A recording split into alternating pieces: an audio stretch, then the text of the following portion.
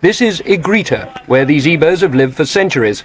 During the war they fled, and local people from other tribes who remained seized the chance to occupy or destroy their homes and seize their farmland. This is how it all began, the horrors and the echoes of the past.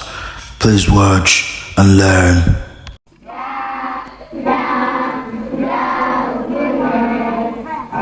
In a war-damaged schoolroom open to the grey skies of the rainy season, Igbo children take up their lessons after the Civil War.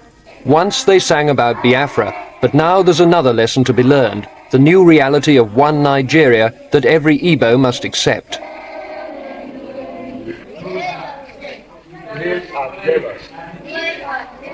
His name is Gowan. G-O-W-N, Gowan. Again. Every teacher who wants to keep his job, every child who wants to make the most of his slim chance of material success in a united Nigeria must learn new loyalties, accept that Biafra has gone forever, and that their new hero must now be Gowon, not a Ojukwu. The head of state. This at Lagos. His name is Gowon.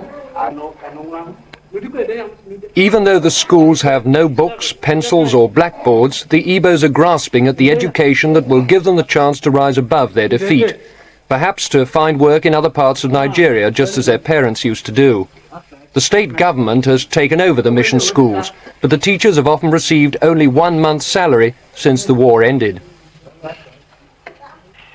The teacher's bill comes to about $750,000 a month. We are not in a financial position to pay this. You just haven't got the money? But, well, we haven't got the money, but we've made arrangements for the money. The federal government has agreed to advance us this money to pay. And so we've started paying, but there are still a few teachers in the more remote areas where the sub-treasuries have not yet been set up, who haven't got their pay. There are still some memories of Biafra to be found. These plane wrecks at the end of Uli airstrip are emotional reminders of the airlift of food and arms that stiffened the resistance of the Igbos to federal forces for 30 months. But the airstrip has not been used since the war ended. One of the first federal actions was to tear up the runway tarmac to cut Uli down to size, the width of the road it used to be. It's still the best bit of road in the area. Mines, heavy military transport and the tank traps the Biafrans dug across the roads have reduced many of them to almost impassable mudholes. One official estimate has put the cost of their repair at £12 million. Not only the roads are in a disastrous condition. This vital railway bridge across the River Imo, which links the north and east of Nigeria with the sea, is now being repaired by British contractors. The local labour here is Igbo, because the bridge is in the east central state. But only a few miles south in the New River State, it's very different.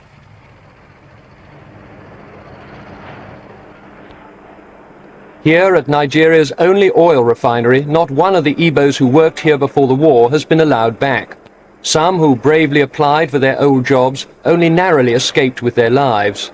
Igbo workers have been rejected by the River State's government on security grounds, even though as a federal undertaking the refinery should recruit its staff from all over Nigeria. So the refinery is now working again without the Igbos. It's already up to its pre-war output of 30 to 40,000 barrels a day, enough to supply Nigeria's present needs.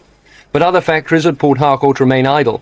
The Igbos who used to dominate commerce and industry here have not been allowed back, and the River State men, however eager to take over their jobs, have not yet acquired the necessary skills. Outside the docks, I asked some Rivers men what they thought of the Igbos. It was, though we are all one Nigeria, but they misbehave themselves, and we feel at the moment, at this time, they should remain in their East Central state. You don't think there is a place for them to work down here now? At the moment, I don't think so. Do you think it will come in the future? That future can tell. But not now? Not now. The federal government has many times said that Igbos will live with their compatriots again in peace and prosperity. But whatever General Gowon may say about reconciliation in faraway Lagos, it's not happening here in the River State. This is Igrita, where these Igbos have lived for centuries. During the war they fled, and local people from other tribes who remained seized the chance to occupy or destroy their homes and seize their farmland.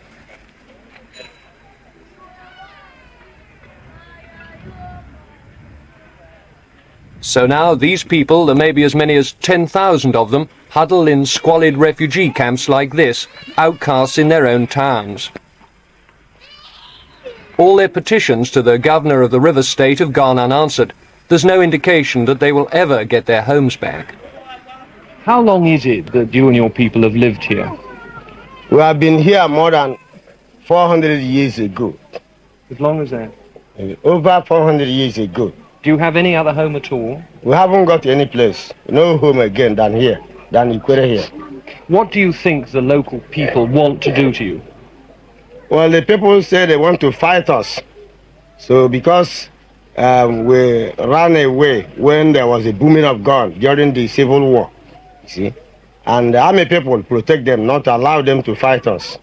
So the army at the moment is keeping you and them apart? Yeah, the army people are guiding us here. What would happen if the army left you alone? They said they will fight against us. They'll try and drive you out? Yes, sir. One group of Igbo refugees in the river state has flourished since the end of the war.